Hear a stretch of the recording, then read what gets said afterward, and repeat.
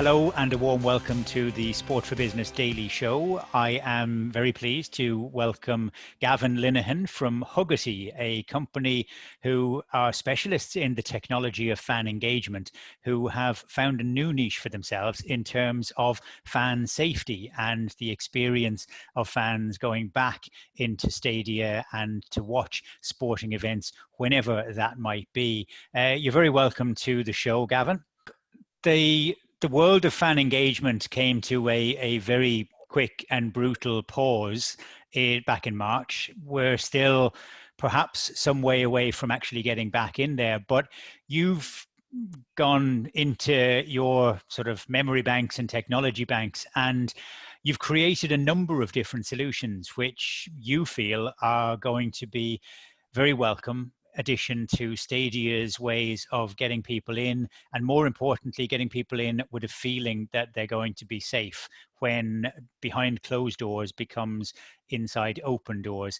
Tell us a little bit about some of the technologies that you've developed and that you're going to be putting out there. When the pandemic hit and all these live activations in sport and music were cancelled, we had a very sticky situation. Like, how do we progress as a business through this era? We had, I suppose, a number of live events where we had planned activations immediately cancelled, like the Six Nations, I think was the first one from memory that went. And as a company, like, our job really isn't to replace any of the content that happens at a game. It really is to help people enjoy the match when they're there. So that might be the 90-minute period before a match and maybe sometimes afterwards, So we've initially looked at, what do we do next? And the first thing that happened was the behind closed doors broadcast scenario seemed to happen pretty quickly. We knew that sport was going to return, but in a completely new way. So initially we kind of were helping our partners in many different clubs to engage with fans in the behind closed doors scenario. And that was great. We were able to, I suppose, use some of the technology that already exists in our company and apply that into a kind of digital sense and help social media teams and digital teams come up with ways of dealing with their fans while they're sitting at home watching a match. But that doesn't really replace the live experience, and it was something we saw as a short-term fix. And beyond that, I suppose it's our aim to try and help sport come back as quickly as possible. It's kind of the center of our business. And before the pandemic hit, we were working on kind of fan zone solutions for our partners. We were trying to come up with an idea for like a modular fan zone that can be applied to a smaller club and a larger club very easily. So we could almost like drop it in based on the requirement of the club itself, easily deploy it and have something that was kind of fun and engaging, and people can come through us and spend some time before the match. And this was at a very advanced stage. We were talking to lots of different partners all over Europe, and obviously the timing couldn't have been worse when this happened. And we looked at, like, what can we do with this technology? Is there anything that we can do to help, when we get the slow trickle of matches coming back, and we help people return to sport a little bit safely? So that's where this started for us. We wanted to be able to use our expertise, but not use it as, just for the sake of it. This either works or we don't bother doing it at all. So the next thing we did was look at footfall into stadiums, and how can we apply our kind of fan engagement ethos as a business to help people feeling a little bit safe when they come into a ground. And that was where, I suppose, the idea for the sanitization tunnels came, and we started to work on it straight away. And we're now at the point that we could probably launch it tomorrow if we had a match that we could bring it to. Okay, so a sanitization tunnel, redolent of perhaps airport security. You mentioned there helping people to feel a little bit safer. I think it probably needs to be quite a lot safer that they'd feel before they'd be willing to take that step across the threshold. What will this physically look like, and how will it impact on the numbers of throughput that a stadium might hope to bring in through what will be fairly limited points of access, I would imagine? Yeah, well, I suppose, you know, insofar as what we did with fan engagement, we're not trying to replace what happens on the pitch. And there's a lot of very clever people who, you know, across different sports seem to be working together, whether they're stadium managers or facilities managers, and they've been scenario planning for quite a long time. So it's important that I think that the fans, before they visit a stadium, know that this is going on within the beside the pitch. So there will be, you know, the 2 meter social distancing, perhaps masks given to each individual with their ticket. So before someone makes that buying decision of you know, getting a ticket, they know they're going to be safer in the stadium, or they have a feeling that the things they're seeing in their locality, in their shops, is going to be replicated. Where we came in, or where we think we can add even more value, is just an extra layer of safety. So footfall is obviously going to be a hugely important element of people coming into the ground. When you have large groups of people coming into a stadium, we want these tunnels to actually help in that footfall. So there's a channel of people directed to something that brings them maybe into the stadium in a more kind of, I suppose, detached way, so that there's no rush to the gates, for example. Within the tunnel itself, you know, it's got to be really quick, because you know, even though we probably won't have as many people in the stadium, there will be those restrictions. We see that we would have each individual going through the tunnel in about 20 to 30 seconds. So that might be just in one tunnel. And for larger stadiums, we see maybe 3 or 4 tunnels beside each other to try and get people through as quickly as possible. Okay, and what will people be walking through? So I guess there's some form of temperature checking, but is there a disinfectant station, or how is it planned to work? Yeah, so there's basically there's 3 parts to it really. When they come in, there will be obviously the temperature check, which is like used with thermal cameras. So it's a little bit different. We don't want a situation where there's, you know, privacy is going to be very important here, I think, with people. We don't want, if there is a situation where someone has a higher temperature, that an alarm doesn't go off and you know, a spotlight goes onto them. You know, it has to be their privacy, I think, is really important here as well. And the second part is a kind of newer technology, which it exists in Poland, and we have our research and development part of our business is in Poland. We've links with the technical university there, and there's a product which has been used before in different industries, which has been proven to be safe for humans, which is a dry fogging sanitization. It doesn't leave any scent on the clothes. It's obviously safe for humans and animals, and it's been tested at the EU standard. And that's going to be, I suppose, the central part of the disinfection process within the tunnel. You know, the person will have obviously the temperature check, the dry fogging, which won't really feel like much. It might be unusual from the first time that you go into it. But what we're trying to do is just make people understand that it's not just themselves going through this, but every other person in that ground is going through this as well. So that, you know, it's like the concept of wearing a mask. You don't necessarily stops you from getting it. It stops you from giving it as well. So it might have that result of everyone feeling, okay, we've all come through something, might feel unusual, but I've just been disinfected as a human being, essentially. And we don't want them to feel that if it takes longer than 20 or 30 seconds, like if you're in there for 3 or 4 minutes, that might be a little bit strange, you know, and you know, some people might do it, but we think we found a way with 20 or 30 seconds that, you know, beyond that, your next aim is to be in your seat, you know, very as quickly as possible, I suppose.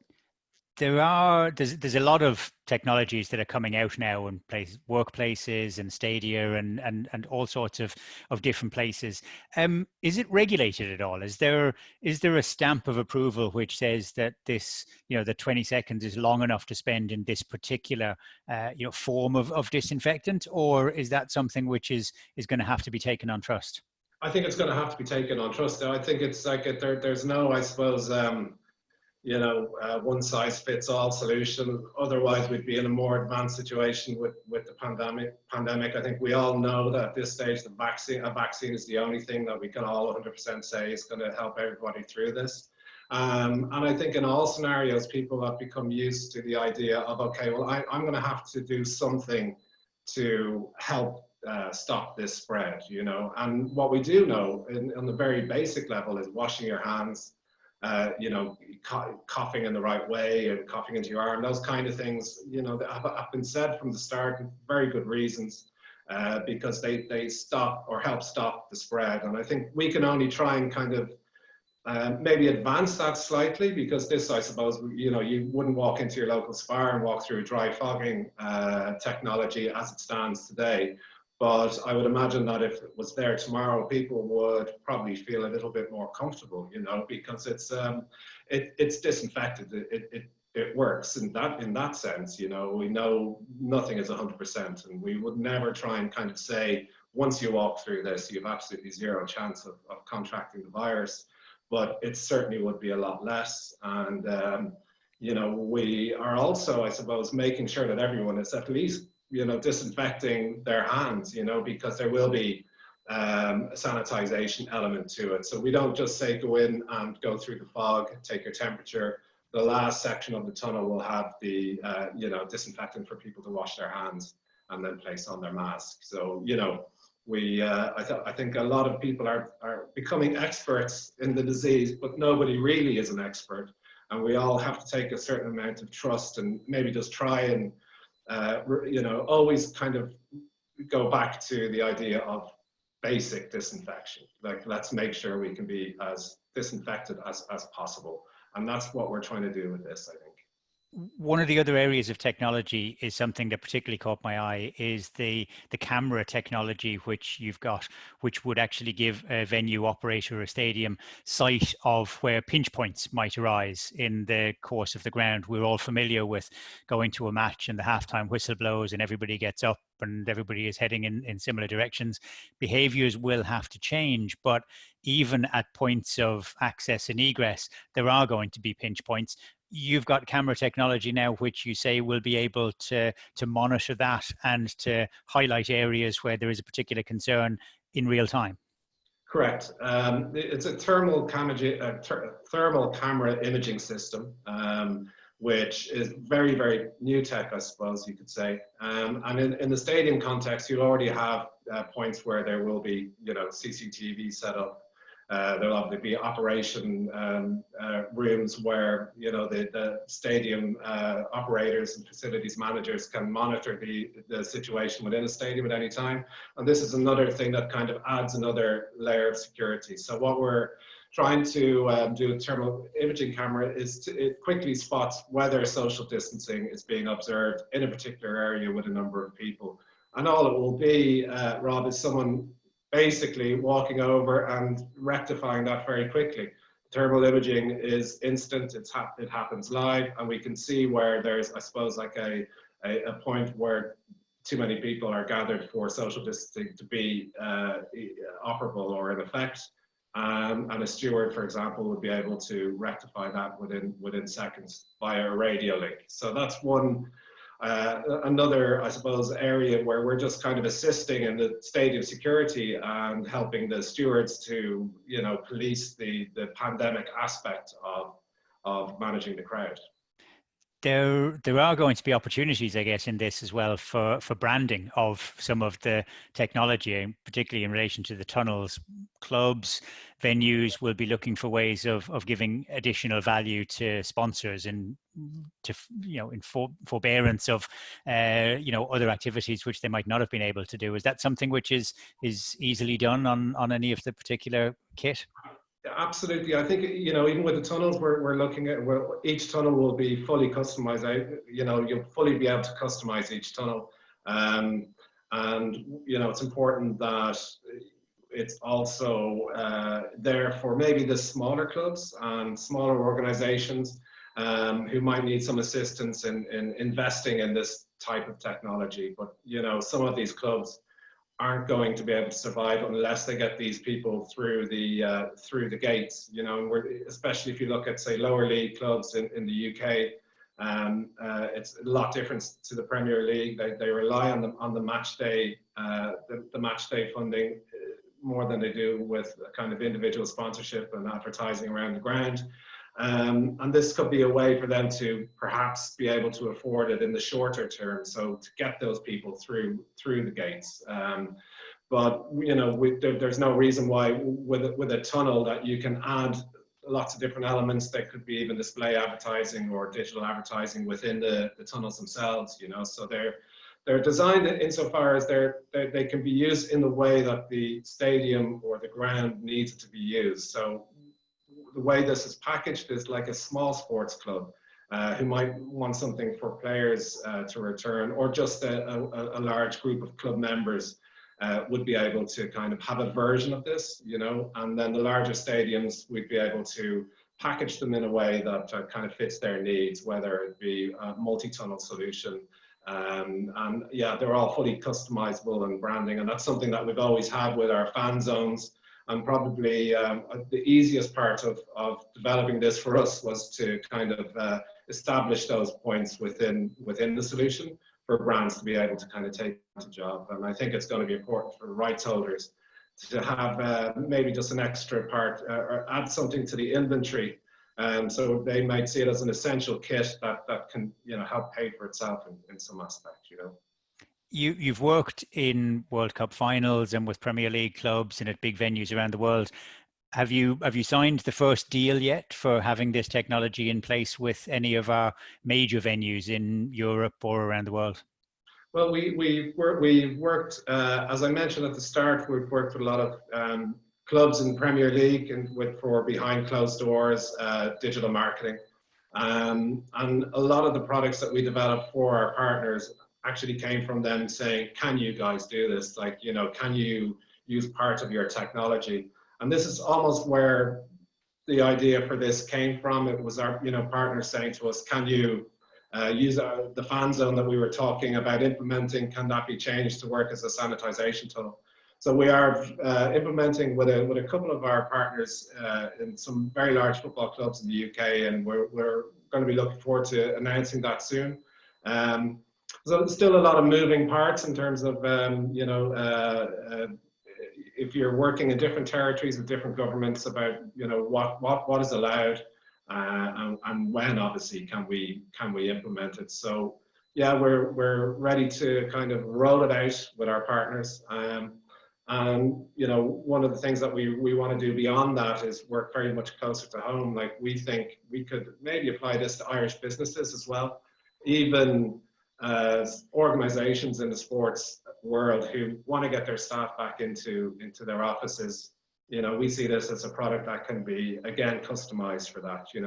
There's lots of ways we can have versions of it so that staff themselves feel like they can, return back to the office, because in some scenarios, there are people who would, we're happy working from home, but might want to get back into that office environment. And we think this could be a good solution for that.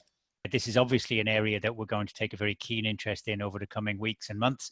Thank you very much to Gavin Linehan from Huggity, and the very best of luck with going those final couple of yards on the development of the technology, which you've got to make us all feel safer. Super, Rob. Thank you very much. Appreciate that.